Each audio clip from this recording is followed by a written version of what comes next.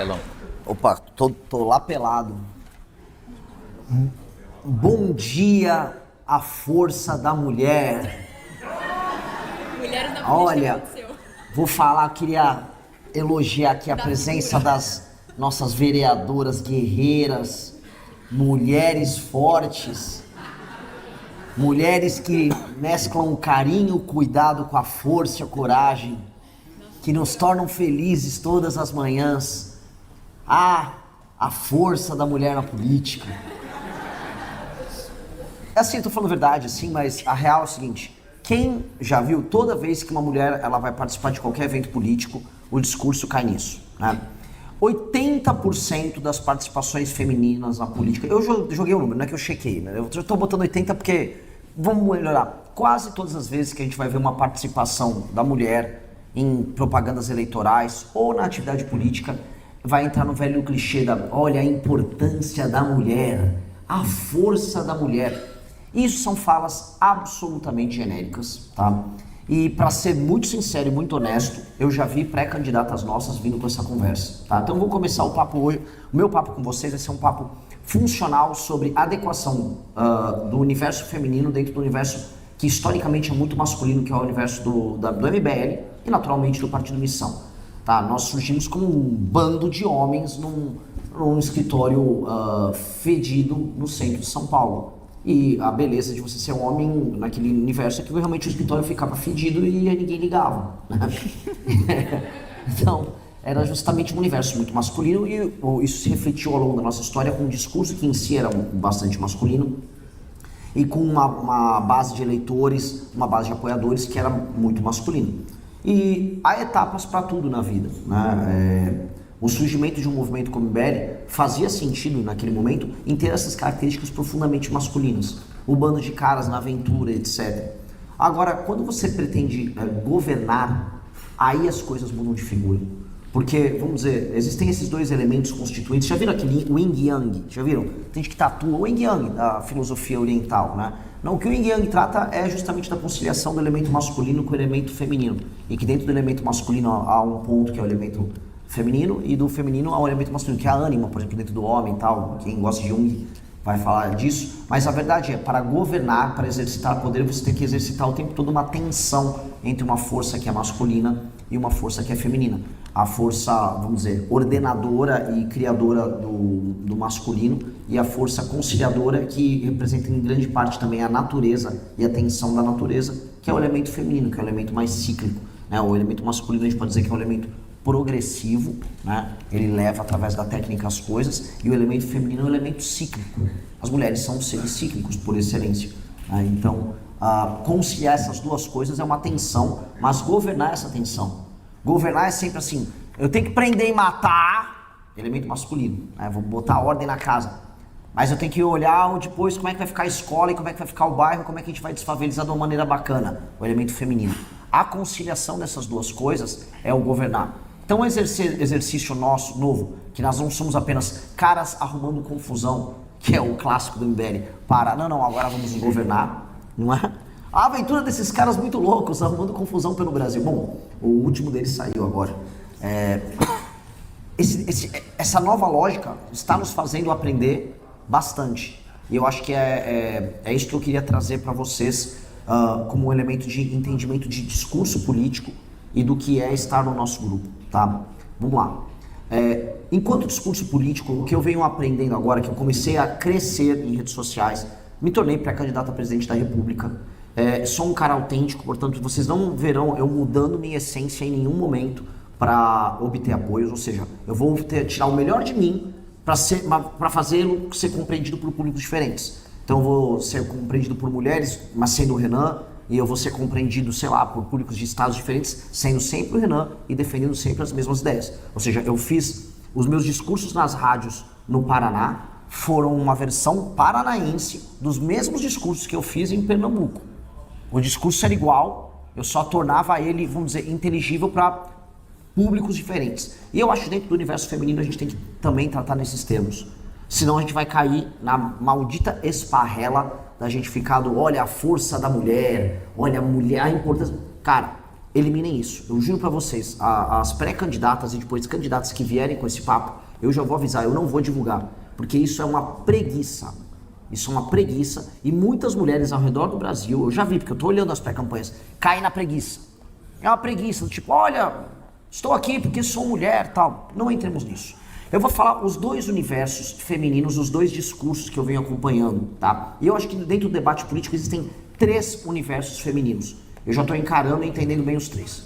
Um universo é o universo da mulher jovem progressista, tá? Que não vai votar na gente, tá? A mulher jovem progressista, ela compra causas identitárias, em geral ela vai votar no PSOL, sejamos bem honestos, vota no PT e tal. E esse universo, ele tá muito bem capturado dentro de uma perspectiva e de uma visão de mundo, que é uma visão de mundo oposta à nossa. Eu acho que muitas de vocês vão enfrentar mulheres dessa natureza, o que vai ser um grande aprendizado para vocês, porque são mulheres em geral que elas, por mais que elas tenham um sentimentalismo meio exagerado, meio exacerbado, e às vezes uma irracionalidade, basta ver aquelas moças que abordaram o Guto na Paulista agora na última semana, no fim do dia, muitas delas estudam, se tornam boas debatedoras e elas são, vamos dizer, seguidoras de uma determinada tradição de pensamento. Por mais que a gente zombe, o feminismo é isso, feminismo é aquilo, a real é que existe, vamos dizer, uma tradição de pensamento feminista que já está rodando há décadas na academia e tem tese e tal, então nunca subestimem elas. Mas como eleitoras, essas eleitoras aí dificilmente verão valor no que vocês estão fazendo, tá? Pelo menos comigo elas não veem valor nenhum, e pelo contrário eu sou um capeta. Segundo universo, tá? Eu diria que tem 4, mas vou pular um, que é o da mãe muito humilde que vive benefícios, tá? Que é basicamente o eleitor do Lula. Essa mulher, ela pode um dia dialogar conosco, mas não é agora. Eu via esse perfil, especialmente no Nordeste, e era um perfil que, assim, o Lula cuida de mim e eu sou leal a ele, e não há muito o que se fazer, tanto que é o eleitorado que é menos móvel, ele fica votando permanentemente no Lula já há muito tempo, tá? Mas como esse eleitorado ele nem hoje se comunica muito por redes sociais, eu acho que eu nem vou colocar muito em análise, porque ele não vai trombar muito com vocês, tá? O segundo que eu ia colocar, então, é o eleitor, vou botar aqui, da famosa tia do Zap, a mãe de direita.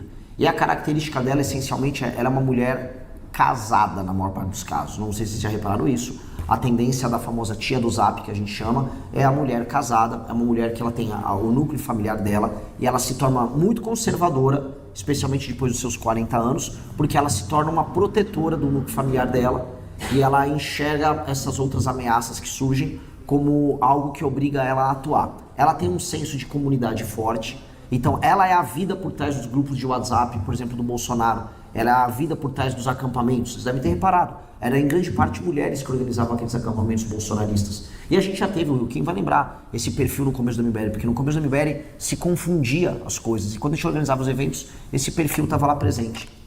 Essa mulher, ela será alvo do convencimento dos filhos e das filhas dela em algum momento. E já está começando a acontecer nos nossos eventos o surgimento da presença dela. Mas será ainda um pouco lento, tá? Por quê? Porque essa mulher, ela tem uma desconfiança natural com aqueles que desafiam a autoridade. E em tese a gente está desafiando a autoridade do Bolsonaro. O Bolsonaro é como se fosse um patriarca da comunidade dela. Vocês entendem esse ponto? Se ela é uma mulher conservadora, o patriarca da comunidade dela tem que ser respeitado. E a gente é um desafiante de fora. E a mulher casada, ela é muito, vamos dizer, fechada nas lealdades intragrupo. Uma das grandes características femininas da mulher, especificamente casada, é a lealdade intragrupo. Essa lealdade intragrupo faz com que ela veja todo tipo de comportamento nosso como invasor, tipo, tira isso aqui, sai daqui. E essa característica da lealdade intragrupo dela é uma característica que, do ponto de vista humano, ela é muito boa, mas pra gente, em termos eleitorais, ela será um pouco ruim no início, tá? Eu acho que no médio termo, não nem falando no long run, né? No médio prazo, a gente já vai ter resultados, e eu já comecei a ver isso, inclusive, nos nossos eventos. O evento ontem em Curitiba já tá batendo, vamos dizer, os primeiros resultados daquelas campanhas de traga seus pais, e sério, tá rolando, e encontrei algumas ex-tias no Zap que saíram muito convencidas do nosso discurso, tá? E elas são ideologicamente muito alinhadas, elas estão... Não consegue, né? Perfeito. Elas são um exemplo perfeito disso. Eu vi muito disso, tipo, não, ok, eu vi, não, esse cara fala coisa com coisa, gostei do evento, gostei de vocês. Eu acho que tem muito a ver também, esse tipo de perfil, elas não gostam do perfil que se veste, que age de maneira heterodoxa. Tipo eu até um mês atrás. Agora mano, cabelo um pouco mais alinhado, eu ando de todo dia de terno, sapato e tal, banho eu tomo. Então, não, mas a gente não precisa disso porque a gente tem que se manter heterossexual ainda, né? A gente sabe que um bom homem hétero só lava o sovaco, enfim, o resto é só... Enfim. Depende do dia, cara. Essas coisas a gente tá... Que horror. Bom, sigamos. Né? Sigamos. Então, a partir do momento que a gente mudou a nossa cara, ela passa a ser mais generosa com a gente. É impressionante.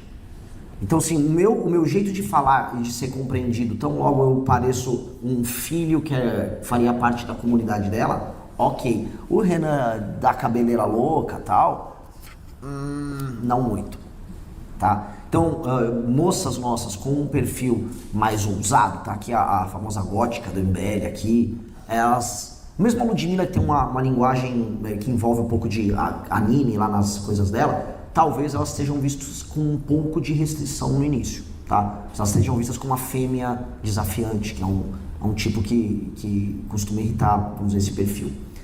E há o terceiro perfil, que é onde a gente começou a crescer, tá? Que eu queria falar um pouco sobre esse perfil, e vocês vão entender bem, que eu acho que é um perfil que vocês tendem a crescer, minha opinião. Eu coloquei aqui, eu chamo de a mulher moderna, não necessariamente casada, mas também casada, também em relacionamentos, especialmente as últimas da geração X, toda a geração Millennial e uma pequena parte da geração Z, tá?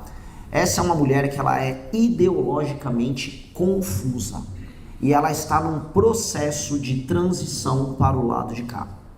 Por que ela é ideologicamente confusa? Até anotei aqui umas coisas que são bem importantes que eu venho vendo. São mulheres que vão chegar para mim, Renan, é muito importante vocês enfrentarem o feminicídio. E aí quando eu vi esse discurso, eu falei, droga, ela achou que eu sou do PSOL. Porque esse vocabulário do feminicídio, as terminologias são todas terminologias oriundas da esquerda. Eu falo, não gente, só existe homicídio. Do que você está falando? Só que eu comecei a entender que no fundo ela estava pedindo, prende bandido por muito tempo. Ela estava só falando o nosso discurso com a terminologia que ela aprendeu. Porque como é uma mulher que ela ideologicamente ela não está alinhada a nada, porque ela vem recebendo influências ideológicas das mais diversas por muito tempo, ela virou meio que um caldeirão difícil de identificar. E ela está fazendo, vamos dizer, a construção, a jornada política dela como eleitora de maneira instintiva. E é muito instintivo mesmo. Então botei aqui, ela pega algumas pautas de esquerda e ela pega algumas pautas, vamos dizer, de sensibilidade social recentes. Então eu vejo muitas mulheres aparecendo em eventos nossos falando de autismo. Aí eu falei, nossa, mas autismo não é... Vamos dizer, a gente tem 10 mil temas na frente antes da gente falar do autismo como um grande problema, mas para muitas delas o autismo é o maior problema que o Brasil passa. Precisamos falar não do autismo, precisamos falar de autismo. Ou vai num evento em que a gente está discutindo pautas nacionais e ela aparece PCD, você precisa falar sobre PCD agora. Ontem foram num evento em Curitiba, eu selecionei 15 pessoas para falar, das 15, 3 perguntas foram sobre PCD. Não, eu sou prima de um PCD, não, eu sou mãe de PCD. Elas têm essa característica de, volto a colocar, elas não acompanham a política pela lógica que a gente acompanha. Sabe as disputas de esquerda e direita? O bloco da direita que, olha, é contra o woke, defende uma política mais dura para pegar bandido, defende um Estado assim assado. Elas não pensam nessas categorias, tá? Então, essa eleitora, eu era muito pouco generoso no trato, porque eu achava que simplesmente ela estava alinhada com um pensamento moderno de esquerda, e falava, putz, cara, como é que eu explico? E agora eu comecei a ser entendido por elas. E mais, o meu visual levemente heterodoxo, vamos colocar aí, funciona nessas gerações. Há uma certa generosidade, porque fazem parte também da minha geração em grande medida. Estamos falando de pessoas justamente dessa geração, contemporâneas a mim, contemporâneas a Amanda. E aí, entendendo aqui, né, pegar esses elementos. Essa mulher, ela passou agora, e isso aqui é uma percepção instintiva do que eu estou vendo, por alguns ajustes ideológicos. O ajuste ideológico ela foi levada a crer ao longo da vida dela, por muito tempo, que a mulher, ela precisa ter protagonismo. Não, mulher precisa ter protagonismo. E ela tomou decisões de vida passando pela perspectiva de que ela teria protagonismo em algum momento. E isso está sendo confrontado agora por duas coisas. O avanço do crime e o avanço e a publicização de violência muito explícita contra mulheres. Eu acho que ao longo dos últimos 2, 3 meses, não sei se repararam que estão dando muita publicidade e isso vem sendo ótimo. E o avanço da causa trans, que para essa mulher, se ela talvez tivesse 19, 20 anos, ela ia achar, não, é mulher mesmo. E essa mulher que já está com 28, 30, 35, falou, não, eu já tô de saco cheio dessa merda. Não, olha só, o meu banheiro é o meu banheiro. E essa conversa já encheu o saco. Olha, eu não tenho nada contra o trans, mas eu sou mulher. E ao mesclar esses dois temas, eles emergiram juntos, ela começou a fazer um raciocínio que não é um raciocínio de direita. A maior parte delas não se identificam como direita, eu acho que elas vão achar brega ou em alguma medida meio rude se identificar como direita. Mas elas querem lei e ordem, então elas querem penas absolutamente rígidas para crimes, puxando para uma temática feminina, que aí entra, volto a colocar um elemento que eu não compreendia. Essa mulher, ela entendia política sob o seguinte prisma, porque ela foi ensinada não só na escola, na faculdade, pela imprensa. A mulher é protagonista. Então, quando eu falo assim, eu vou prender e matar vagabundo, há um recorte que eu chamava de egoísta, que eu falei, calma. Ela falou, não, mas tem que prender quem comete o feminicídio. Eu falei, mas a maior parte das mortes são de homens. É homem, na maior parte, que está matando e é homem que está morrendo. E elas, mas fala do feminicídio. Eu falei, mas eu estou falando de tudo. Mas não, fala do feminicídio. Porque a experiência dela, construída sobre entender a questão da violência, é uma questão que é subjetiva e também de grupo. Até porque a experiência da violência que a mulher sofre é diferente da experiência da violência do homem sofre. São naturezas diferentes. O homem é um animal pronto para lidar com a violência. A mulher, ela não quer lidar com a violência e qualquer coisa se torna muito mais grave por conta disso, por conta da natureza de cada um. Então, tem um lance de experiência subjetiva em que elas vão falar sobre violência, ou vocês vão falar sobre violência, de uma maneira diferente do homem. E aí eu entendi, no fundo, ela está querendo o mesmo discurso meu, tendo como protagonista a mulher nesse elemento. E é essa forma como esse universo está, vamos dizer, vivenciando a chegada dela no nosso universo ideológico. A chegada dessa mulher, dessa eleitora, está se dando nesses termos. E, para mim, isso é maravilhoso. É maravilhoso. Não importa como ela chega, o importante é chegar numa mesma conclusão. A gente está chegando na mesma conclusão. É lei e ordem. Você quer que o estuprador fique preso pro resto da vida? Eu também. Você quer que o crime violento, o cara que assaltou a mulher na rua fique preso, assaltou a mão armada? 15 anos de cadeia sem progressão? Sem progressão. Eu falei, beleza. Pro homem também se assaltar um homem, né? Beleza? Não, tudo bem, mas não pode fazer isso. Não, tô contigo, mas vamos prender ele bastante? Beleza, então, perfeito. Chegamos todos no mesmo ponto aqui. E eu tô vendo, por exemplo, eu soltei, o Kim veio com a ação, que na verdade a ideia é da Ana, né? Da ação contra, aliás, a gente tá devendo essa pra você, que a gente não ficar sabendo que a ação era tua, mas tudo bem, a gente compra. Lá vem o protagonismo, o protagonismo masculino acaba, desculpa. Mas assim, a ação contra a Erika Hilton, eu tô vendo os comentários no vídeo, eu tô vendo os comentários que eu tô recebendo. E eu, novamente, meu público feminino era muito pequeno. Muita mulher curtindo, e não é a tia no zap que seria naturalmente refratária. É basicamente essa mulher de 30 e tantos anos, de 29 a 40 anos. Não, tô com vocês, nossa, vai pra cima, isso é um absurdo. E quando elas discutem, isso é maravilhoso, nos comentários, com as de esquerda, elas estão usando argumentos de esquerda. Não, mas vocês estão tirando o protagonismo da mulher, não sei.